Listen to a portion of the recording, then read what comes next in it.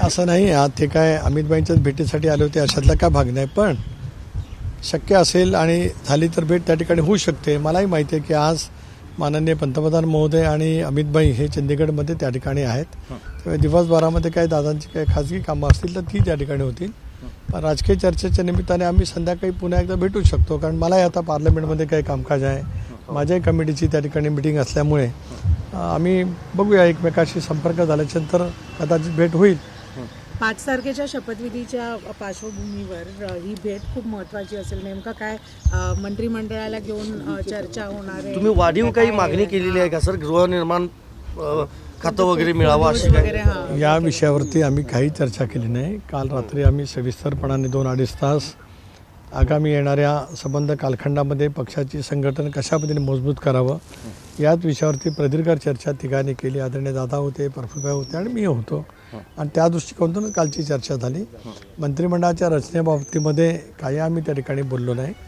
ठीक आहे, आज अमितभाईंची समजा भेट झालीच तर त्या संदर्भामध्ये काही चर्चा असेल ती आम्हाला करता येईल. उद्या 4 तारखेला भारतीय जनता पक्षाच्या विधिमंडळ पक्षाची बैठक आहे आणि 5 तारखेला संध्याकाळी 5 वाजता शपथविधी त्या ठिकाणी आहे. दरम्यानच्या कालावधीमध्ये आम्हाला कधी बसता येईल, चर्चा करता येऊ शकते. पण तटकरे साहेब, असं का झालंय की कुठे मिसकम्युनिकेशन आहे का? कारण काल अजितदादा पोहोचल्यानंतर अमित शहा दिल्लीतून निघाले आणि त्यांची वेळ घेतलेली आणि भेटले नाही. दादांनी अमितभाईंची वेळ मागितलेली नव्हती आणि भेट घेतलेली नव्हती. भेट त्या ठिकाणी घेण्याचा प्रश्नच त्या ठिकाणी नव्हता. त्यामुळे मिसकम्युनिकेशन बिलकुल त्याच्यामध्ये काही असण्याचं काही कारण नाही. तुमचं साधारणतः किती मंत्रिपदं मिळावीत ही म्हणजे पक्षाची भूमिका आहे? स्ट्राईक रेटनुसार तुम्हाला मिळावेत अशी चर्चा आहे. एक असं आहे की ज्या वेळेला आम्ही या विषयावरती चर्चासाठी बसू, आदरणीय अमितभाईंच्या जवळ किंवा देवेंद्रजी असतील, एकनाथराव असतील, दादा असतील, आम्ही सगळेजण बसू, त्याला या संदर्भामध्ये चर्चा नक्की त्या ठिकाणी होऊ शकते. पण पॉलिटिकल पार्टीजमध्ये हे बोलणं चालू आहे. जागा वाटप करताना समजदारपणाची भूमिका घेतली होती. त्यामुळे तुमचे आमदार कमी जरी असले तरी सत्तेत वाटा समसमान असावा यासाठी तुमची भूमिका असेल का? एक असं आहे की नक्कीच लोकसभेच्या वेळेला तर फार आम्हाला त्या ठिकाणी सिटिंगचाच फॉर्म्युला असल्यामुळे अधिक जागा त्यावेळेला का आम्ही मिळवू शकलो नाही. उलट धाराशिवची, उस्मानाबादची जागा आम्हाला लढवावी लागली की जी आम्हाला नकोच हवी होती. परभणीची जागा लढण्यासाठी आमची पूर्ण तयारी झाली होती, परंतु महादेव जानकरांना संबंध महायुतीमध्ये सामावून घेतलं जावं असा निर्णय अमितभाईंच्या समोरच्या बैठकीमध्ये झाल्यामुळे त्यावेळेला ती जागा आम्हाला त्या ठिकाणी सोडावी लागली. विधानसभेच्या वेळेला सुद्धा आम्हाला अधिक जागा मिळाव्यात असा आमचा आग्रह जरूर त्या ठिकाणी होता. कदाचित जास्ती जागा मिळाल्या असत्या तर आमच्या अधिकसुद्धा आमदार त्या ठिकाणी निवडून आले असते. पण आम्ही तिन्ही पक्षांनी उत्तम समन्वय करत, तिन्ही नेत्यांनी, म्हणजे त्यावेळेला तर मुख्यमंत्री एकनाथराव होते, एकनाथरावजी असतील, देवेंद्रजी असतील, अजितदादा असतील, आमच्यात अतिशय उत्तम समन्वय होता. प्रचाराची रणनीती आम्हाला अतिशय चांगल्या पद्धतीने राबवता आली. बूथ लेवलपर्यंत तिन्ही पक्षाच्या कार्यकर्त्यांचं समन्वय कसं होईल याचं नियोजन आम्हाला त्या ठिकाणी करता आलं. भव्य दिव्य यश मिळालं. राष्ट्रवादी काँग्रेस पक्षापुरती बोलायचं झालं तर पूर्णपणाचं नियोजन आम्ही बसून केलं. त्यामुळे दादांचे दौरे माझे स्वतःचे असतील, प्रफुल्लभाईंचे असतील, माझ्या इतर सहकाऱ्यांचे असतील, ते सुद्धा आम्ही अतिशय व्यवस्थितपणाने केले. या साऱ्याची परिणिती अतिशय चांगल्यापैकीचं यश, जिथे आम्हाला 10-15 जागा मिळतील असं बाकी तर वर्तवली जात होती, त्यावेळेला आम्हाला चांगला जागा मिळाला त्या ठिकाणी. पॉलिटिकल सर्कल्समध्ये हे बोलणं चालू आहे.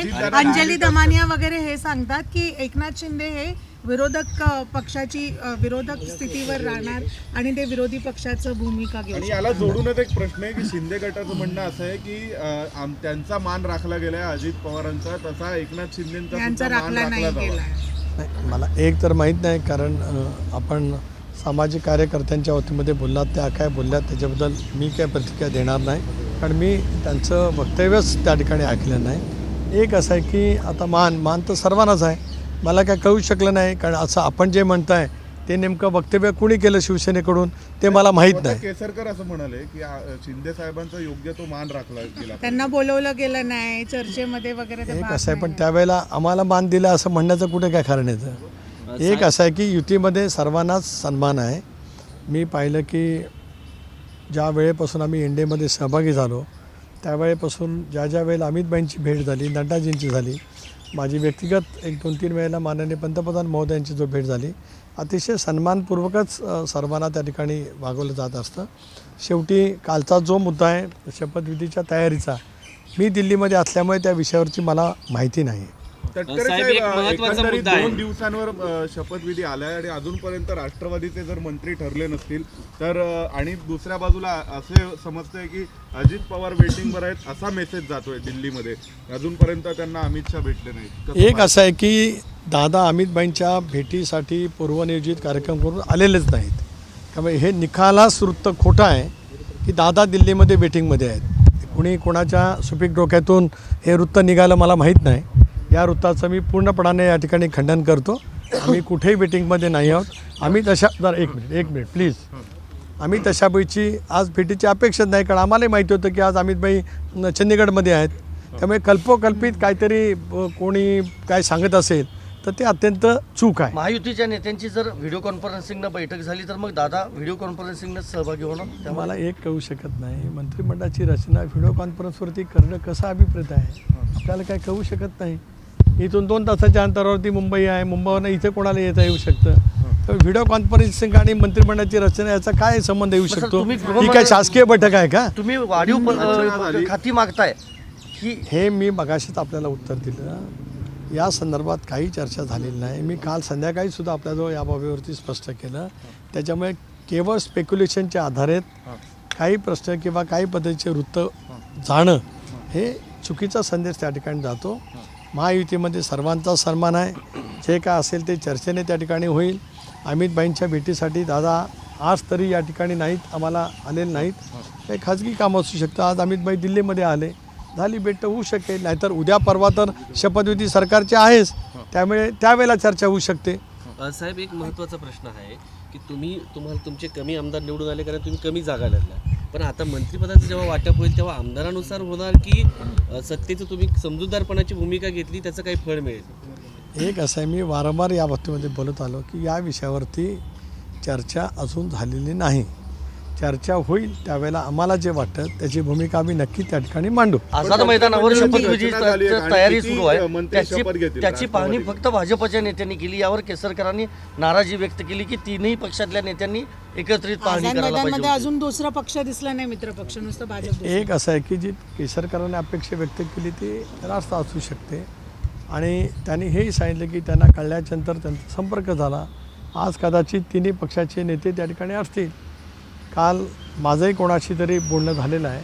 राष्ट्रवादी काँग्रेस पक्षाच्या वतीने आज 3 प्रमुख नेते त्या शपथविधीच्या तयारीच्या पाहणीसाठी नक्कीच त्या ठिकाणी जातील.